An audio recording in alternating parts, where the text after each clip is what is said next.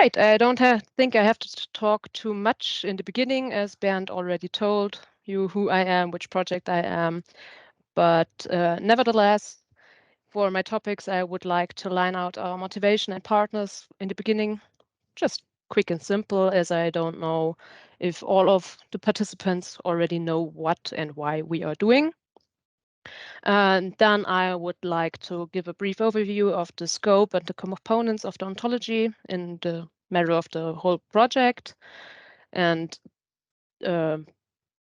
tell you what are the main challenges which were clear almost from the beginning. Then I will head into the ontology development itself, and for that I would like to give an overview of what data types or sources there have been or are till now, and then head into the structuring of the ontology. As Bernd already said, I will give a little heads up regarding the experiments and the simulations which are done, as we have a focus on that in our project, and the workflows which combine all of this or these, and the goal which is yet to be achieved. Right. Heading right into what's the motivation. I think everybody knows there's climate change and we have an energy transition which is required to get more renewable energies. In fact, there are some conflicts with the wind turbines because there are people who don't like them. So the expansion is declining. And yeah, as some people don't like seeing them, don't like whatever reasons, they don't like it.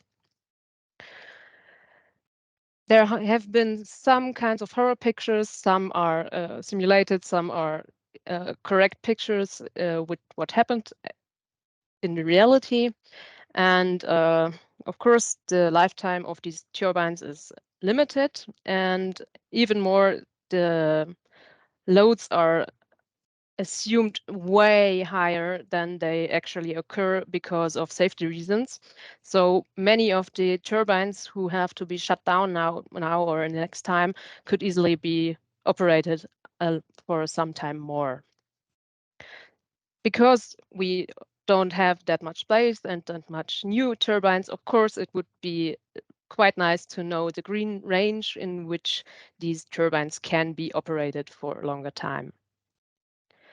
Right, the goal and the potential is, as I said a second ago, the green range for each plant to be determined.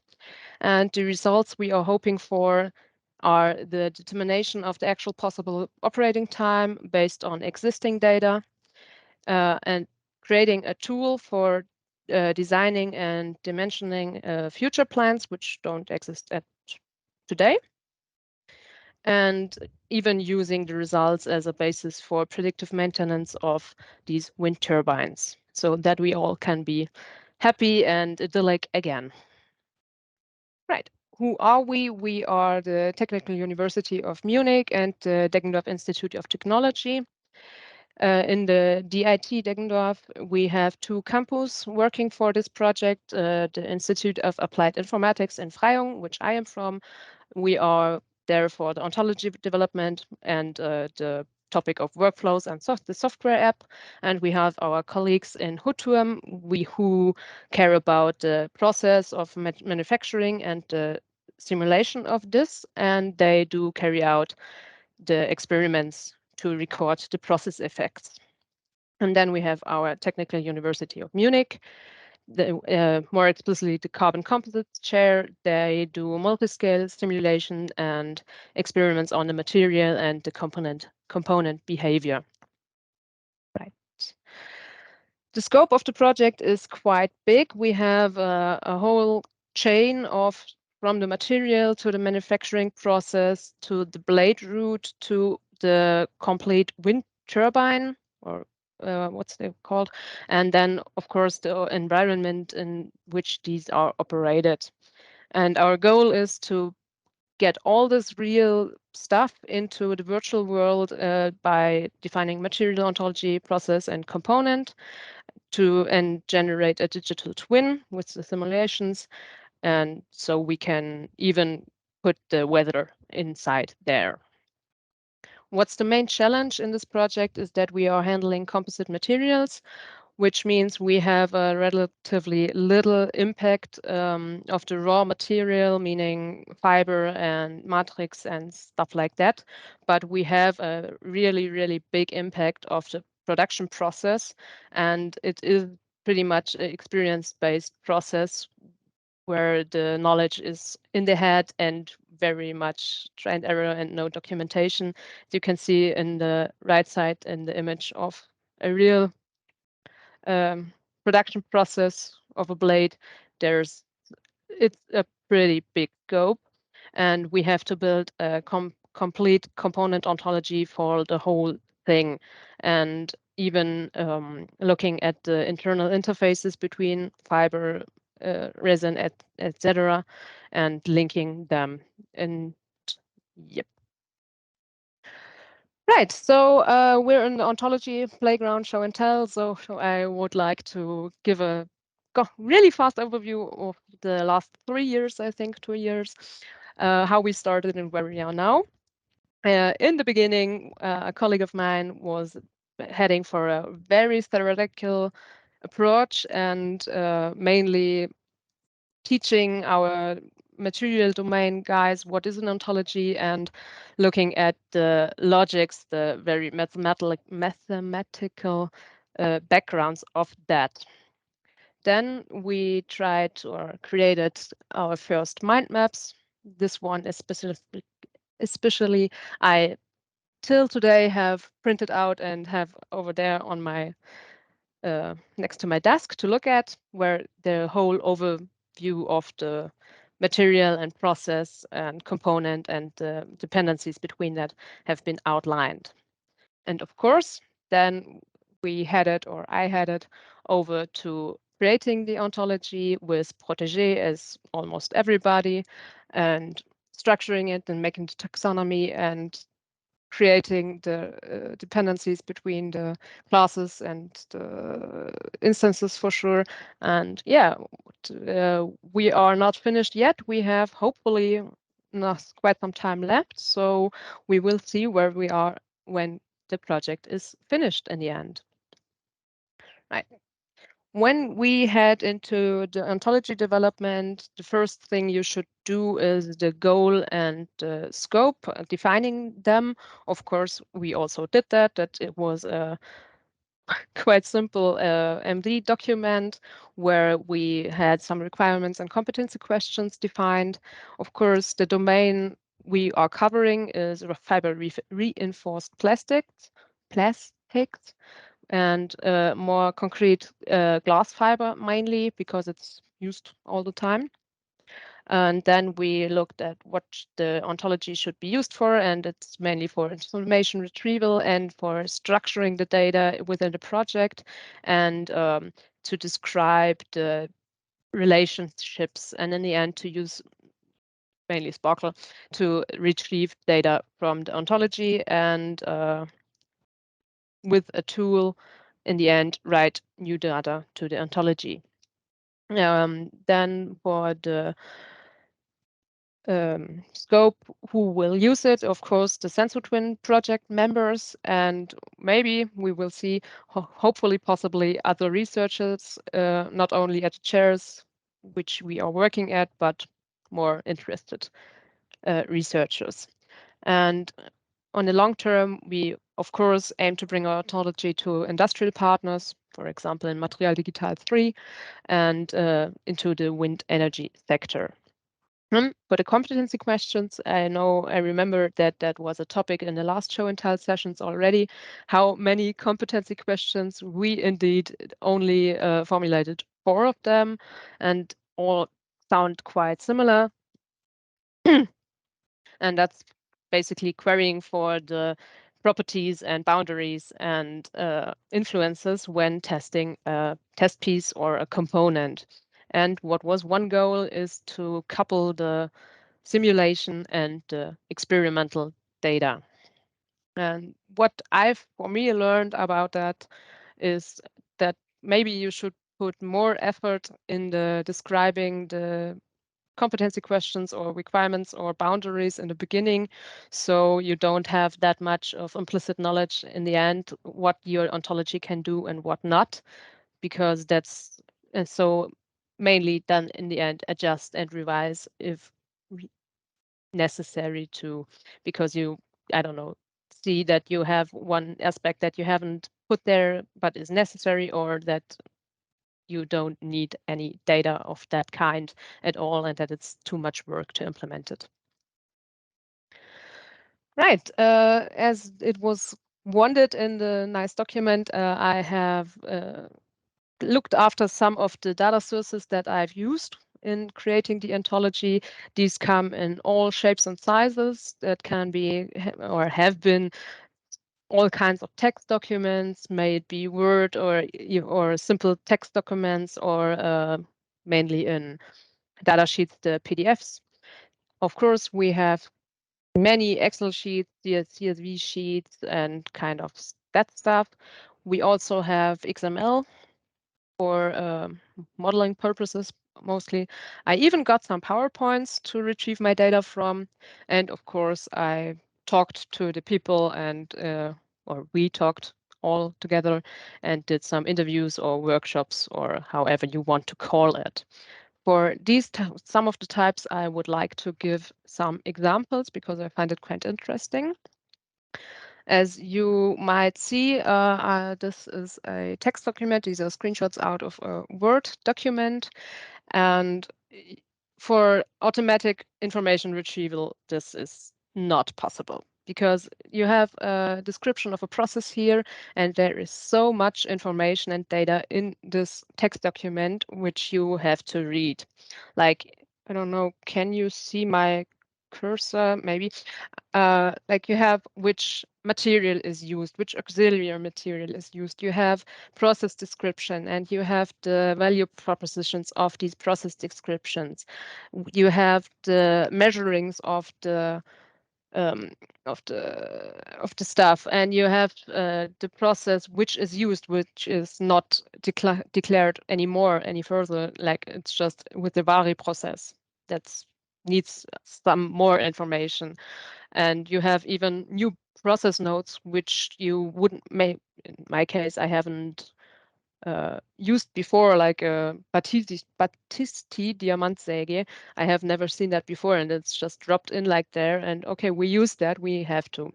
And then you have the description of the of the experiment, and you have the description of what the result of the experiment means, like on the right side, the definition of the R ratio and what that means, and even some kind of curves more than a dots with these results. And putting this into a structured semantic way, like putting it into ontology, is of course a demanding thing to get all these interceptions and all the inputs that are hidden in here and not missing anything important. Another example for text documents is on the right side down. You have, well, I have the another description of a process, which is just a text document, not even a word. It's just written down like that. Or there is many information too in that one. There's the material, there is the measurements, and even which process is just shortened to vari. And there is the link to the temperature curve, which is another extreme example because that's where the screenshots on the left and the upper hand are from. That's the temperature curve of curing the plate. And you can see that you can't put that into an ontology by hand. If you look on the upper right side, you see this thing has 328 pages with temperature values. So of course, for that, it is possible to retrieve data for creating the process and having example data, but on the long run, you have to go just at the results or put it in there automatically. Right, then Excel CSV data, you might think that that means that it's structured data. Again, that it doesn't have to be the case. If you look at these we have on the left side 2 times data from machines, like the machine data with the position and the force that it has been used, and on the really left side you have the DIC data monitoring this process. But on the other hand, we have on the right side some more Excel sheets which describe it, and I'm 99.9% sure these have been handwritten and not by the machine itself, like the manufacturing method of the experiments and the materials which have been used, and even the test parameters with whom these examples have been run. And if you look really, really on the right side, I hope you see my mouse, I don't know, you have even CPDF, as you have to look into another document to retrieve data from that from the inspect table. Right, and then also the results of the experiments, I'm pretty sure that has been handwritten, like the specimen name and what are the results, and even the manner of break, like near the tab, that's not so structured. Or even better, a good example for not formatted data in Excel, when I asked my colleagues to describe the test machines, I've got this nice Excel sheet, which for me is easy to read for sure, but for an automation, it wouldn't be possible to retrieve the data of this. And here we have the name of the machines and which data we need from the probe, and we have the history of the material, and we have the information to the day from the machine, and we have the data that can be measured by these machines. And that's my lesson learned for that, not only because it says it's an Excel sheet or it's a sheet at all, table at all. It doesn't mean it is formatted for automatic retrieval, or even that it is even automatically created. Right. What the last of these quite formal things is the XML modeling data here for simulation,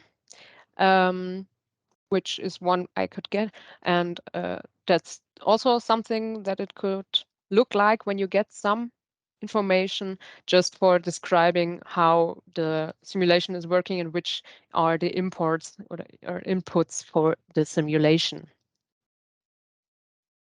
Of course, one thing for data retrieval was to do the workshops and interviews and just talk about it and structure it, and even they're using a whiteboard to get all the information that has to be in there. In this classic example, it's the tensile test. And I've got even PowerPoint presentations which had data in it, like the defects which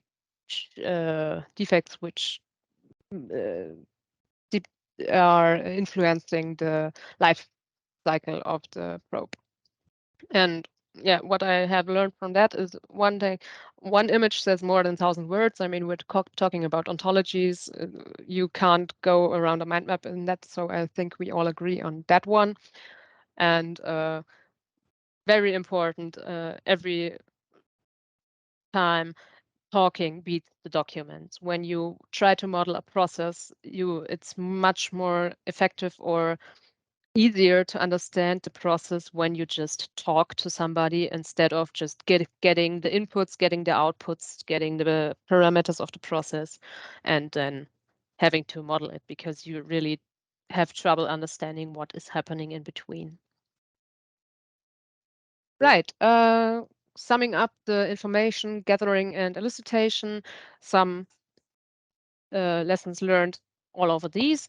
It is really crucial to exchange yourself with the domain experts on a regular basis, just like, I don't know, one time, 1 year, and then just getting the documents and working on yourself is just not suitable for this approach. I really would recommend to get an overview first of all what you will have to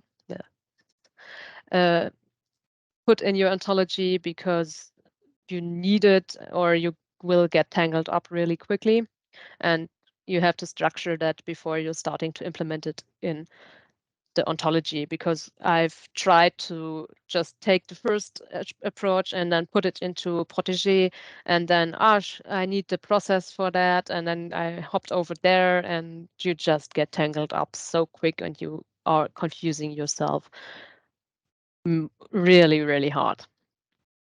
What I already said, the different data types and sources are completely okay for different needs. A Word document, like I've shown in the beginning, might be absolutely not working for automatization, but it really helps to understand and get the overview of it and know what you can model how. And of course, there are the advantages and disadvantages with automation or not.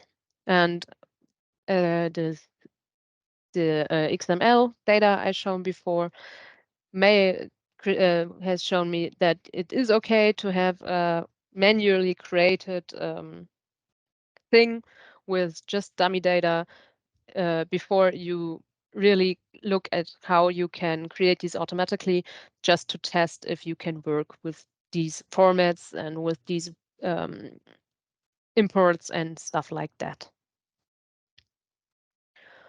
Right. So now we have our information, or at least the beginning of our information. And then, of course, it's the question, what has to be in the ontology for sensor twin? We have to have a description of all the test instruments like the rheometer, dilatometer, and I think you all know these things. And of course, the description of the experiments that can be done with these test machines. Then you have to describe the materials, plural, because you have the main materials like the fiber and the resin and the hardener and stuff like that, and even the auxiliary Hilfsmaterialien. And then you have to describe the whole component, may it be a probe for testing or even the blade or blade root in the end.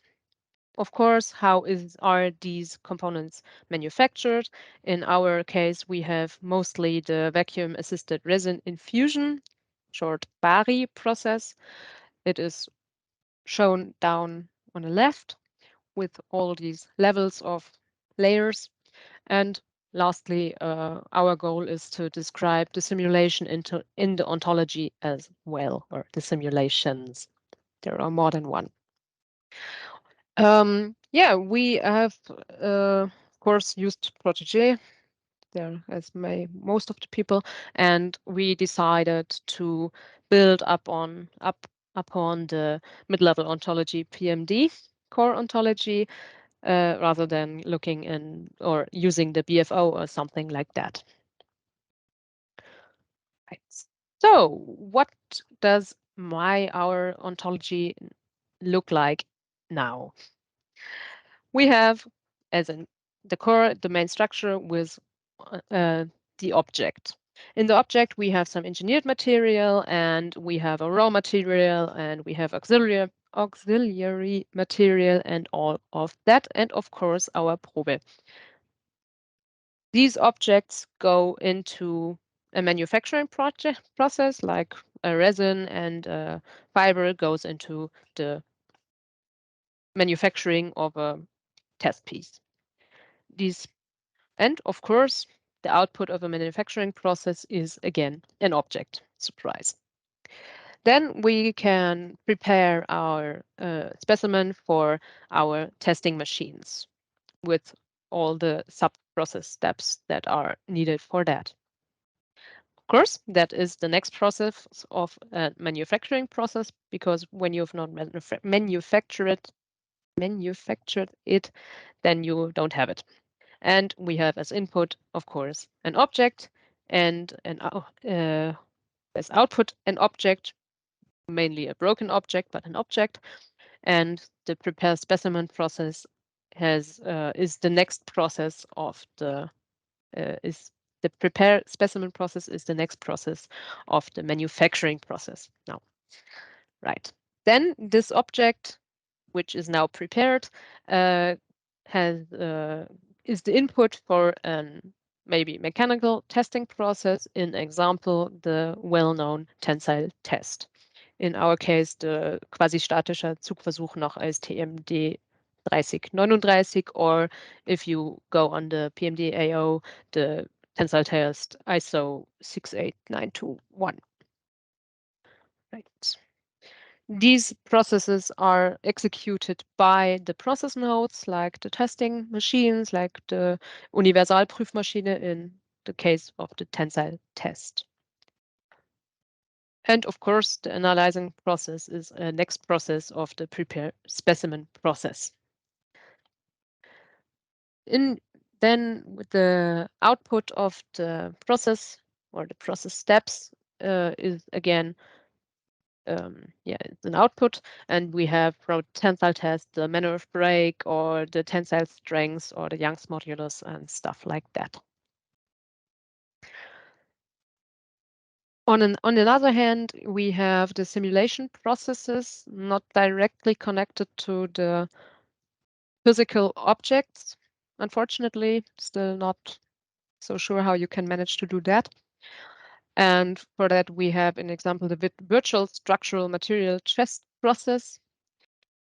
All these nice and short terms, which has many steps, 7 in that case, and these have the value objects of the modeling data, which are found in the value objects, where you have quite a lot of parameters which go into the simulation. Right, just a quick glance. The material, oh, I'm sorry, on the left hand it's German, is basically, in our case, the fiber composite, the Verbundwerkstoff, which is composed by matrix material, which is composed by the hardener and the resin, and a fiber in which direct shape, whatever. And with the auxiliary materials inside the process, then you get your finished material or object. Right. When one example process in the ontology that is modeled is the Mari process, which has pretty many steps, which are unfortunately crucial at some times, because when you make a mistake, then it's bad for your object. And it is in the main processes, it's the setup of the whole process. Then you have a leakage test, and then you have to prepare your resin and infiltrate it into your folie, and then you have to cure it, and then you can demold your object. After that, as I told you before, there is the specimen production for a tensile test, an example, and then the tensile test. In the ontology itself, in OWL, it looks like this, with many, many, many steps, which are all connected by has next step, or next step is, I can't remember at the moment. And all these instances, or not all, but most of them, have some value objects attached to them, like what is the temperature of curing, what is the temperature range, what is the direction of the fiber, is it 90-0-90, is it 90-90-90, whatever. So you have to put these into the process steps, and then you go into the curing with 70 degree in the middle and demold it. And after that, you can go to the right circle, where you can produce the specimen for the tensile test, which then again has a curing process step with 70 degree. So I've chosen to use exactly the same instance again, because you have to use that over and over again because it's kind of like a standard. The tensile test itself is a little bit more easy. It is, in this case, named for these tests. It's a specific test, it's a specific instance. It is executed by an instance called Universalprüfmaschine, which has some properties and hopefully has a data sheet and stuff like that attached to it, and all of the information that is necessary to know about Universalprüfmaschine.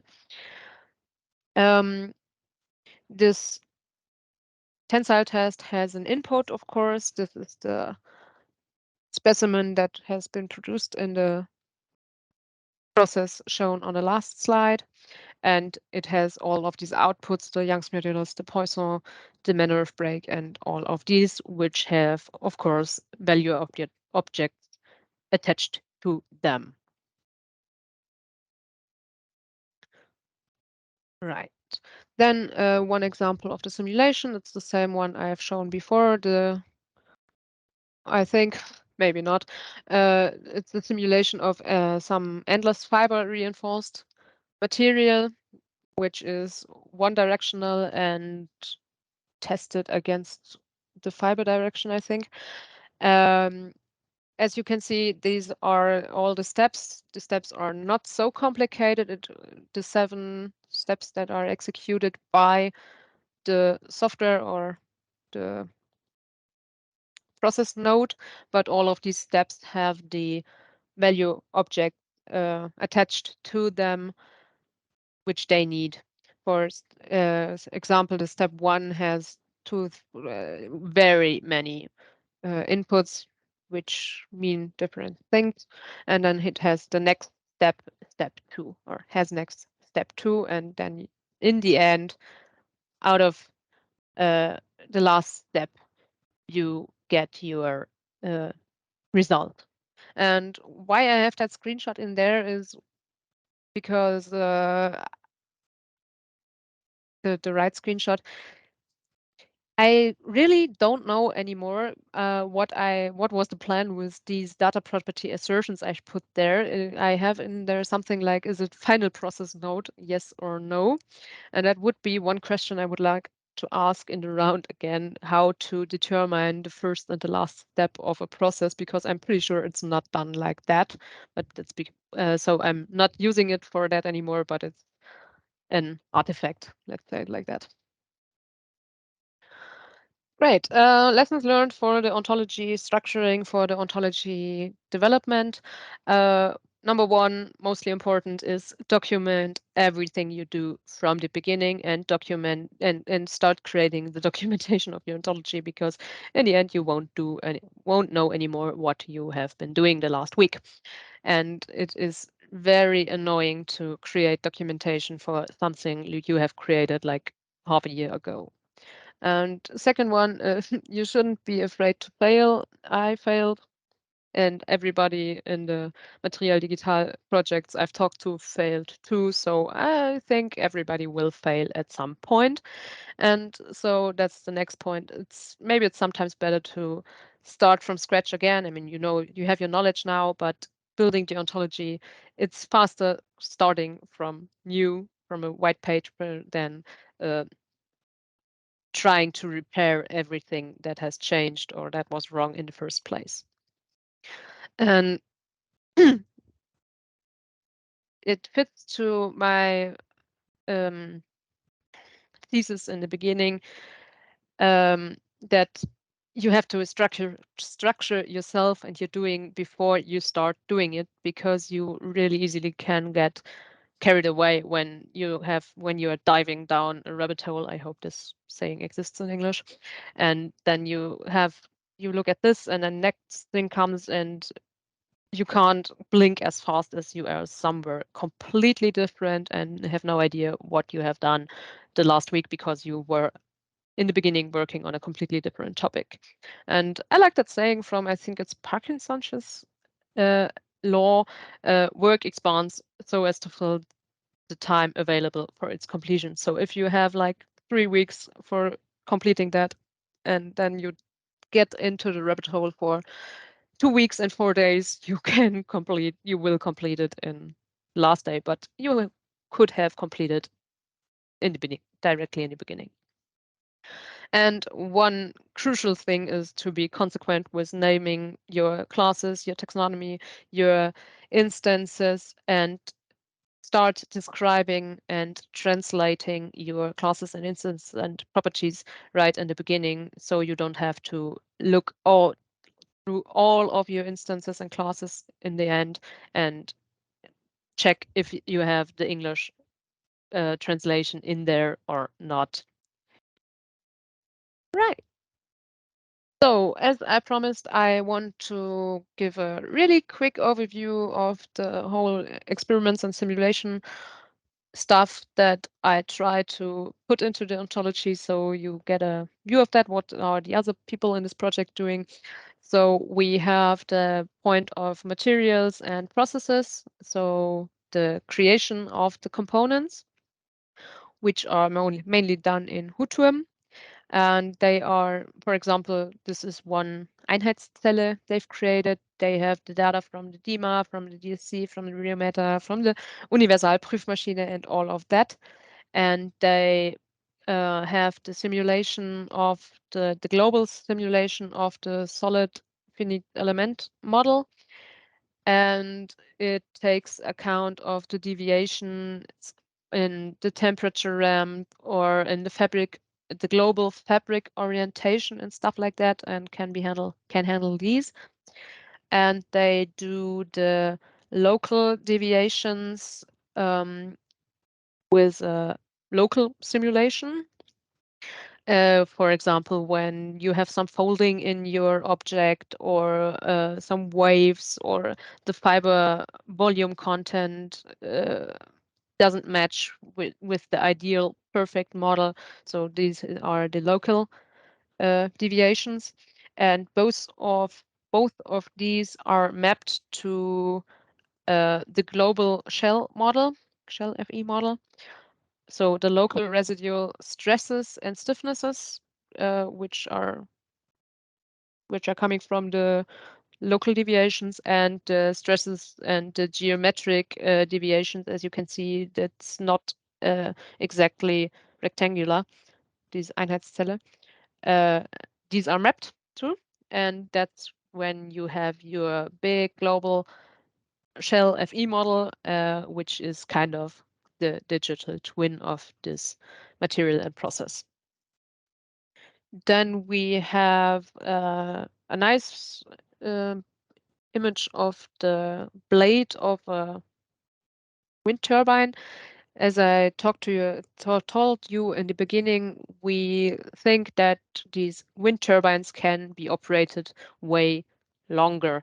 And here we have on the left hand the assumed residual stress of a blade of a wind turbine, which you can see is pretty high and it's pretty red in some places. And when you look at the simulation, what actually is the stress that this thing has to handle, it's way lower. So yeah, that's the model of the whole component. And then lastly, we have the simulation of the operational data, like the weather and stuff like that. I think this is a little small video. I hope this works. How this blade is used in the wind.